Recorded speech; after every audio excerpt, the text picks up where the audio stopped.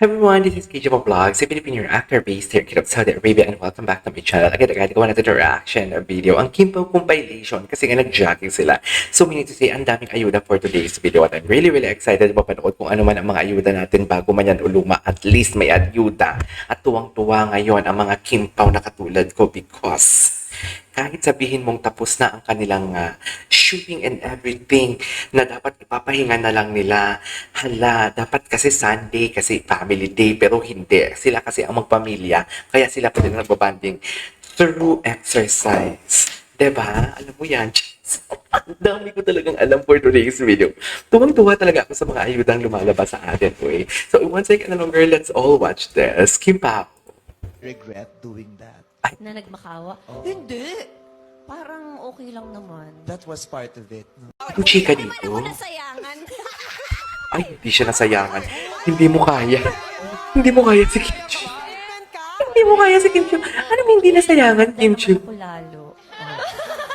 Oh. Ikaw, pinagsisihan. Actually, ang totoo nga naman talaga. Tsaka hindi bagay ang personality. Suplado kasi yung isa. Charis. Wait, bakit nagsispread ng hatred for today's video? Hindi tayo what do you call this, ng hatred. Hindi tayo magsispread ng hatred for today's video. Ay, ang sipag niya pati. Alam mo, ang swerte talaga ni Paolo kay Kim. Sa totoo lang.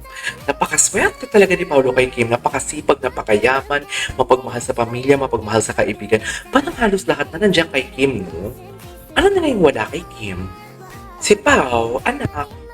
Pero no, may mga tao kasi, di ba, choice nila kung magkaanak or hindi. Di ba? Kahit sabihin mo may asawa sila, pero may choice sila na magkaanak o hindi. Masyado kasing tipong, dapat kasi ngayon, upgrade. Yung pag-iisip mo, kailangan mong i-upgrade siya. Hindi yung tipong paurang ka mag-isip.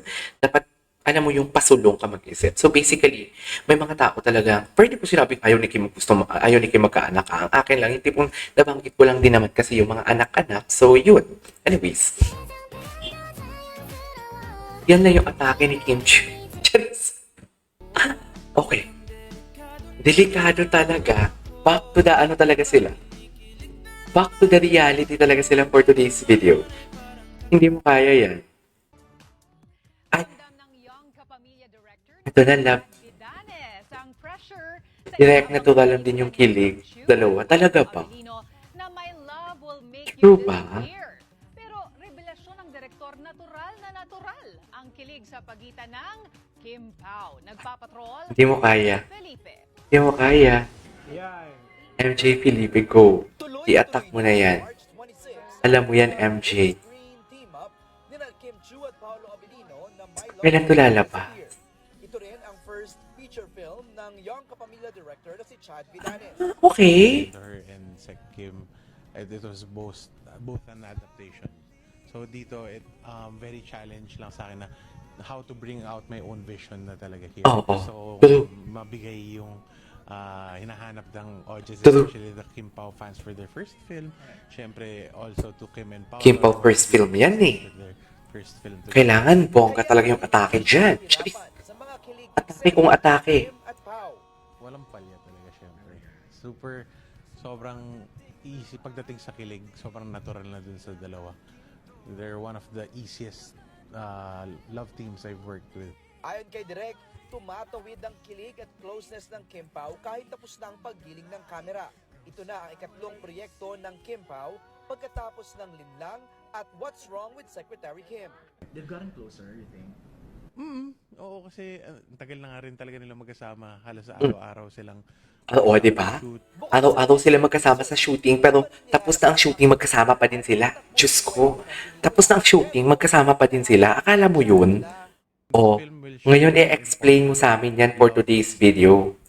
Yung I-explain mo sa amin yan. natin na sinabi kung susugal ba talaga tayo ulit sa pag-ibig. So, how important love is to a person. Yung totoo. J. Felipe. Oh, si MJ Felipe. Ay, hello. Hindi mo kaya. Go. Ay, hello. Okay.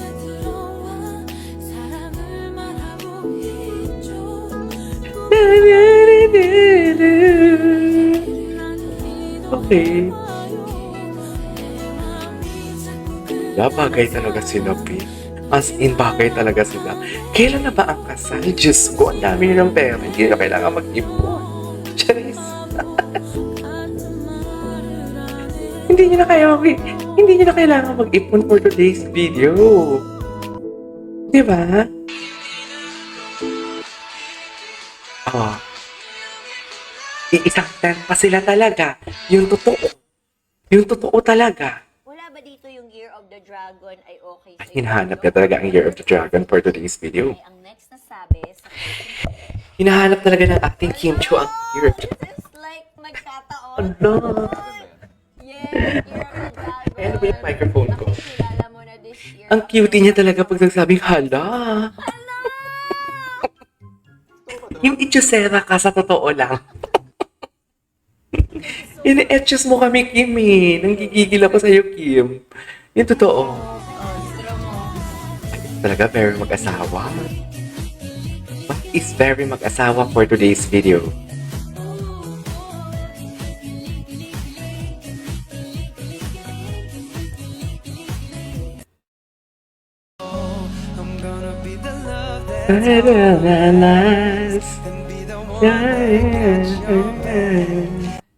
Okay. And cut. Hindi masyado lumipad, no? Height yun lang yung huli.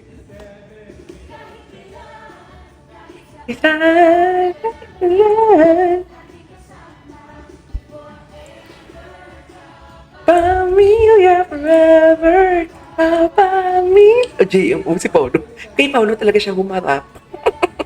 Yung totoo, kay Paulo talaga siya humarap. Hindi siya humarap kay JM.